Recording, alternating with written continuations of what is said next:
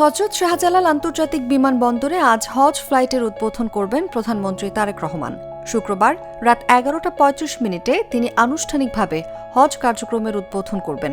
উদ্বোধনের পর 419 জন হজ যাত্রী নিয়ে প্রথম ফ্লাইটটি রাত 12:20 সৌদি আরবের জেদ্দার কিং আব্দুল আজিজ আন্তর্জাতিক বিমানবন্দরের উদ্দেশ্যে ছেড়ে যাবে। প্রথম দিনে মোট 14টি ফ্লাইট সৌদির উদ্দেশ্যে যাত্রা করবে। এর মধ্যে বিমান বাংলাদেশ এয়ারলাইন্স পরিচালনা করবে 6টি, সৌদিয়া 4টি এবং ফ্লাইনাস 4টি ফ্লাইট।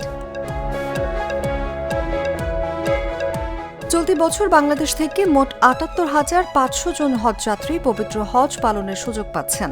এর মধ্যে সরকারি ব্যবস্থাপনায় ৪,৫৬৫ জন এবং বেসরকারি হজ এজেন্সির মাধ্যমে যাবেন ৭৩,৯৩৫ জন। হজ চুক্তি অনুযায়ী মোট যাত্রীর ৫০% পরিবহন করবে বিমান বাংলাদেশ এয়ারলাইন্স। বাকি ৫০%-এর মধ্যে সৌদিয়া ৩৫% এবং ফ্লাইনাস ১৫% যাত্রী বহন করবে। ২১ মে পর্যন্ত চলবে প্রি হজ ফ্লাইট, আর হজ শেষে ফিরতি ফ্লাইট শুরু হবে ৩০ মে, শেষ হবে ১ জুলাই।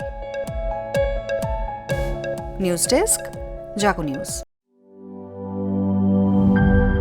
Mr. Noodle